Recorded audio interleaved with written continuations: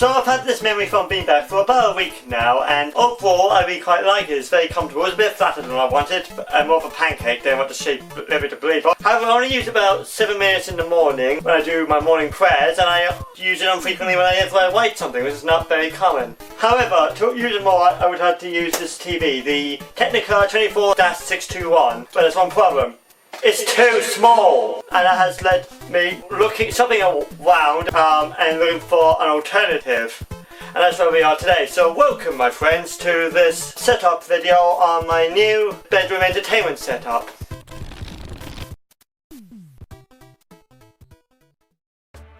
While I get some of this stuff out of the way so we can do our main thing, I'll tell you about a few things. Originally, if you don't know, I've terms at my Instagram, just over 4 years ago, I got a Sanyo XU305A projector. Along with that thing you see over there, and you've been on my streams for the last 4 years, is the projector screen that I bought for it. However, there was a few problems with that idea that I didn't realise at the time. One, the most common one, is the bed. My brother example, if you sit on that one corner of the bed for too long, it just basically makes it uneven and basically ruins the entire bed, which is not desirable because it's a very nice bed. So that has led me to have to find an alternative. First off, which we'll be unboxing later in this video, is the actual TV, because obviously TV is like the main centerpiece. It's the TCL 40RS520K monitor, and it has some pretty interesting perks to it, which again we'll cover later on. But because of the way my beanbag is situated, it actually points this way, so obviously I could just put it on that stand and call it a day, because there's actually nowhere to put it. So before that, for inspiration, I turned to the education sector, would you believe, or if you ever had new wine, the fridge had a very similar thing, where basically some interactive whiteboard, it was basically on a trolley system where you could just wheel it around wherever you needed. And that's what this is. This is a monitor standing off for £60 on Amazon. Computer. Set a timer for 45 minutes. If you're wondering why I've set a timer for 45 minutes, it's because according to my review, that's how long this took to assemble, because it is a assembly required sort of thing. So in the box you will find the manual, which we'll be needing to set up. You can see what it looks like on it. I don't know how well to see, but that's what you need, so I'm going to need that. And then you get all of the pieces, and where to begin? I mean, this is a good start. This is a pretty recognisable thing. Let's got one of the rollers on it. This is complicated. This is very complicated.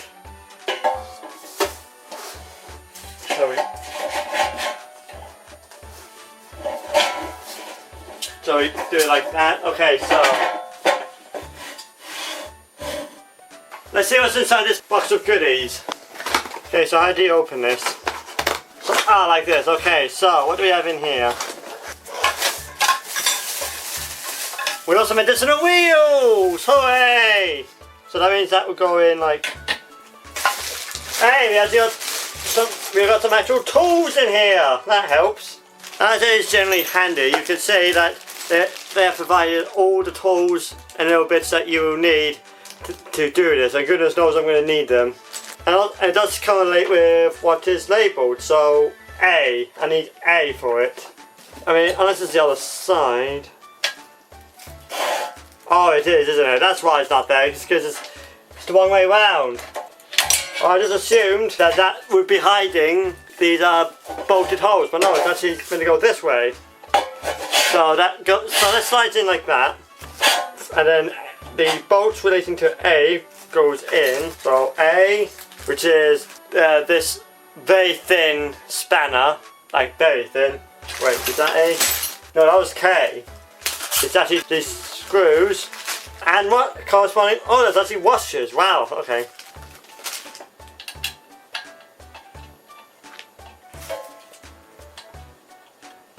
Surprisingly, it's gripped something.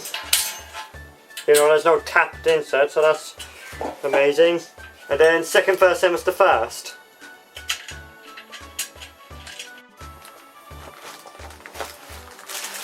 Okay, so next up, you then put these plastic pieces on, like so. Good Danny, I don't know where the other one's gone.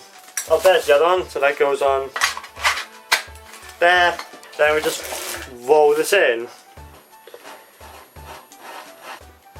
So it's a little harder than I want, but we do have a rolling chassis now, so that's something. So next up is these, I'm guessing. Don't know what this metal thing is for, but it's for something.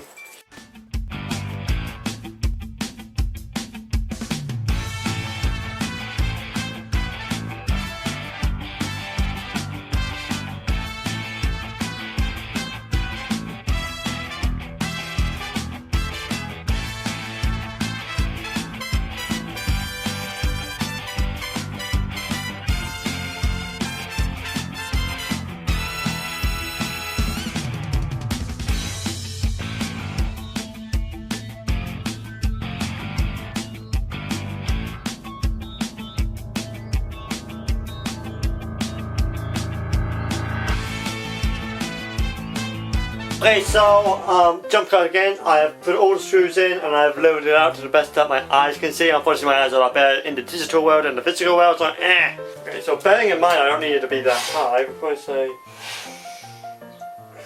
So yeah, that will be sufficient. Screw that in. Make sure that's straight, so like that should be good enough. If not, well, we'll find out very soon enough. And then do the same for this. Luckily, the actual piece mount adapter actually has a levels thing on it, so that'll help us very quickly, I feel. Okay, so next part is for the face mount. Final question, am I correct? Yes. It's like a probably a standard face mount sort of thing. So this is a thing where the monitor will clip onto. So open this up. Oh, it's a fun fact that I've gone past 40 minutes, but about half an hour now. So. The guy said this takes 45 minutes, have lied to me. Okay, so move that to the side. We don't need that right now. We need this, which is going to be this or thereabouts. Okay, so that's immediately I can tell it's not level. I can tell you even without the level up, that is not leveled whatsoever. Go to that, that's pretty level. So as mentioned at the beginning of the video, the TV I chose is the TCL 40 RS520K. At the time of recording, this is the latest model that they have, so it has some interesting things about it. It's a 40-inch panel, 4HD 1080p at 60 Hz. Apparently it supports HDR10, although to be honest, considering the price of this thing, I doubt it's even meeting the minimum amount of nits needed for HDR10. And its overall, its 32-inch cousin from about 2 or 3 generations ago was rated the best, cheapest gaming TV on the market. But one thing I didn't mention is the 32-inch is only 720p. And obviously because that won't do for me, I decided to spring for the 40-inch and it probably will still hold up the same. It's also a smart TV, so that means it comes with Roku functionality built in. So it features like all that bells and whistles. It also comes at an NG rating of F, so you ain't going to save any money by using this TV, but... However, I actually have heard from my executives that the 50-inch, like higher-end model, uses M6 bolts instead of M4 for the base mount, which is not standard. So that has me concerned that if I'm actually going to be able to mount this or not.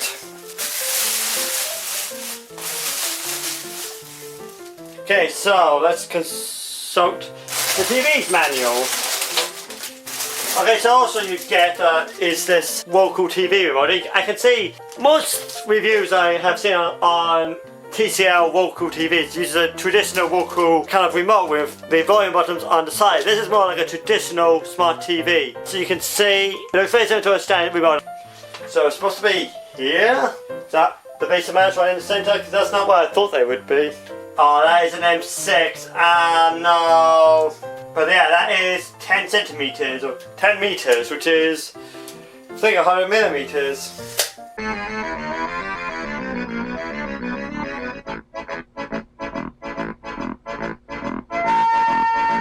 Right, that's on. Now you want a moment of truth time. It has to fit that and screw in or all is lost. Right, isn't it? Yeah, it's an LED panel. I thought we were going to be picking up something heavy.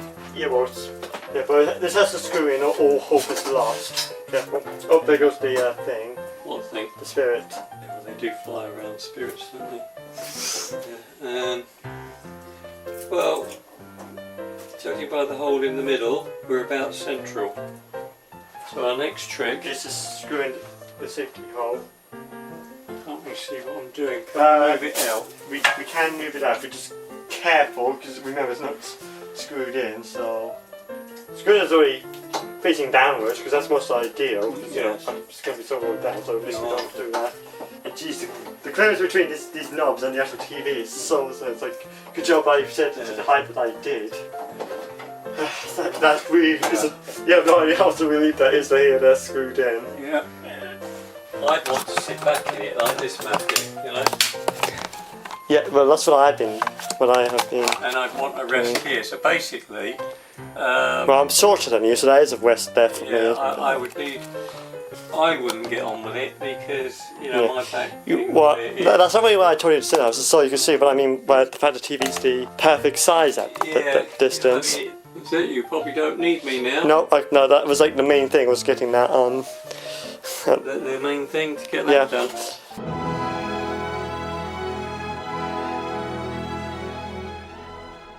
What's the deal with the whiteboard first before we get onto this?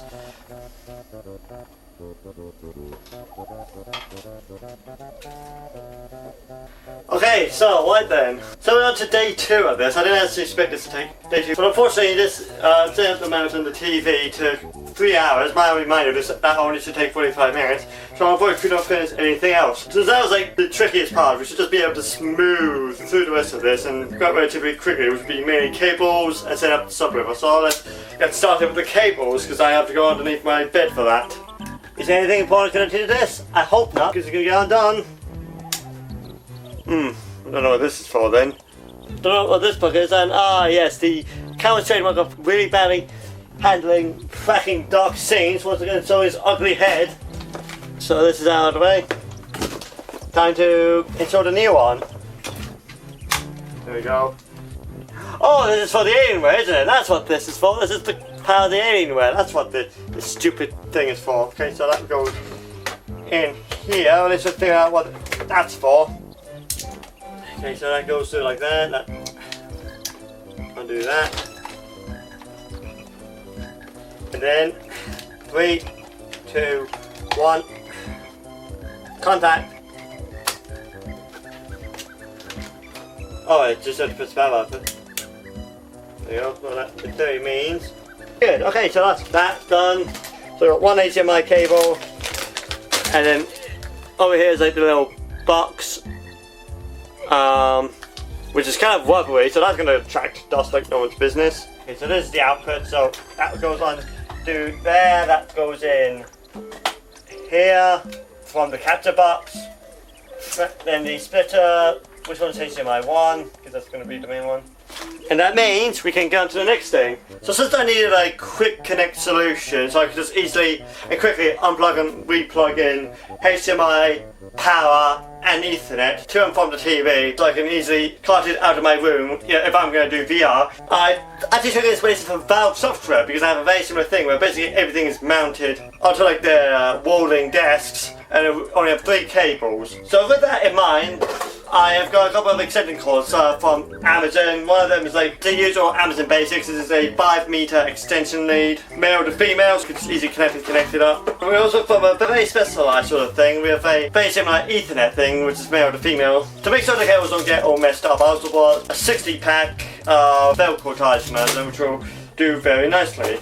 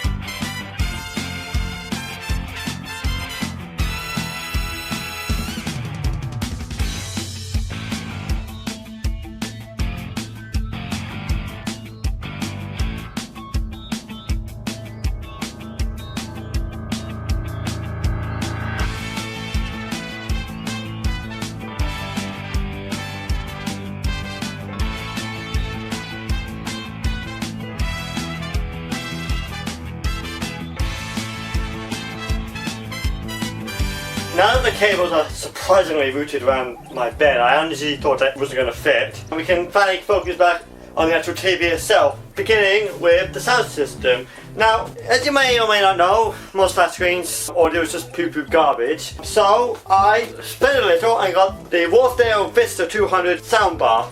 Now, the soundbar has advantages and disadvantages, but for this kind of setup, it's a lot more advantageous. The soundbar retails, I think, for £180 if the subwoofer version is £200. But so let's say it's like £160 for it. But I got this on eBay for 75, but even still, for like a £200 subwoofer, I would expect certain luxuries, Wharfedale, like having at least one digital cable, because all you've offered is analog, so I mean I had to go out and buy a HDMI cable, because the TV actually supports ARC, surprisingly. ARC is really cool, and one of the main reasons why I went with this one is because this also supports ARC. One of the many things you can do, but only with my TV remote, I don't need a soundbar remote, I can change the volume of the soundbar. It's like the main reason why I got this soundbar. There's the instructions and the manual. I don't know why you're not coming out. Since it's on top of the line, you won't get luxury such as Dolby Atmos, but for most people this will be fine, especially for this kind of use case sort of thing. Wow. Gee, I was expecting it to be mostly glossy, that's a surprise. It's got it in a piano black finish. So, front we see the Wharfedale logo. It definitely looks different than the Wharfedale logo on my Wharfedale Diamonds. At the back is where the I/O is. So we got optical, we got HDMI, a single one for ARC, power, and we got the rest of like analog. So the connectors is not what I'm after. So how to get this mounted into the setup? So in theory, it just goes here. Gee, that slides up more than I kind of would like. Now, connecting all the cables to it. Which is fun, finally.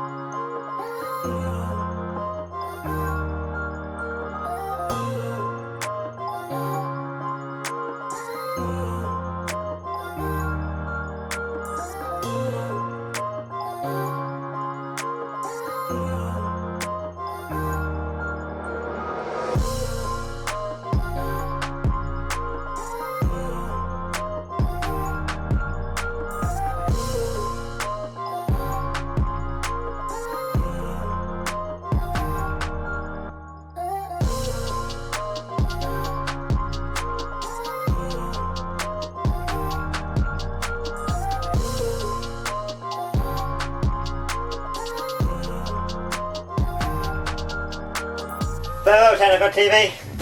You served me well.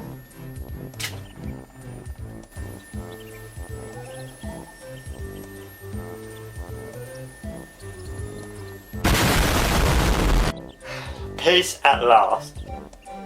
Hey, it lives! Let's get this controller out. Take a while to boot up.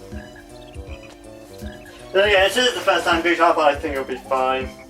Okay, so it's already turned on. That's always a good time when it's not recognising that. Oh, I put that the wrong way, that's why that's not working. Now it should work. Yeah, there you go. English. Set up for home use. Wired connection, yep, well, I did cut through the wireless, so that's good. Also, first impressions of the remote is it's a lot more tactile than the Technika TV, which was a lot more, you know, squishy, mushy, like most other remotes. So there we go. Actually, while this thing is updating, I want to quickly point out some of the limitations the TV has. So, considering I got this TV for £200, there's some limitations you should expect. This TV won't be able to do 4K. Doesn't support 120Hz nor does it support any sort of the variable refresh rate technology such as G-Sync and FreeSync. Straight 60Hz 1080p panel, I believe it's a VA panel, and I am selecting HDR is, as Linus Texas would call, HC aren't. Which probably shows my confidence of how HDR the entire thing is, although we won't be testing that today. Predictive wrapping off, somehow. Oh.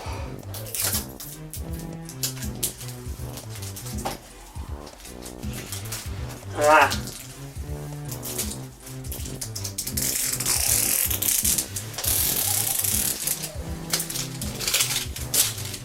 And there we go, and then just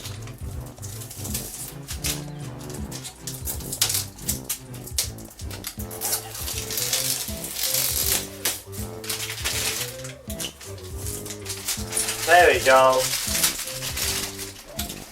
There we go, so what? Ah, why? No. I was hoping not to have to do this. Oh, why is that a QWERTY layout? Ah. Okay, so it's about half an hour later and the sun is going down, so sorry about the picture quality, but now we're just going to quickly just see how it compares. So I've got Breath of the Wild fired up. Oh wow, that had some immediate bass to it. I can hear the deep tones very quickly. Also, being in game mode, it's been quite vibrant. Also, one thing I want to preface very quickly, HDMI ARC just worked flawlessly. During the setup, it just asked me what was going to HDMI 1. I said soundbar, and ARC just seems to set itself up. I must say, it's so weird seeing it just in a relatively big screen, even though the 32-inch on my main display is also quite big at the at the distance I play that. Oh wait, that's an upset. Jeez, that's so bright. You would think that was if it was HDR, but this is not HDR.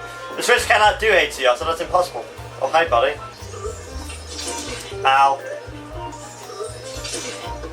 Wow, fuck you. There you go. Fuck you. It's all important to know, because this is kind of HDMI. I could technically play on my Alienware as well, but I'm not going to be playing PC games on this. Even though technically the PC has one game I have that is capable of HDR, but Back for Blood, but unfortunately, because this is the secondary display in the splitter, I don't think it will detect that it's running on it, that I got a HDR device on it. There you go, fuck you.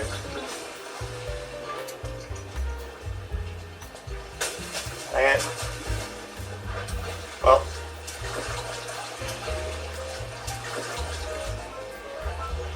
Well, this is regrettable. Gee, that has some impact.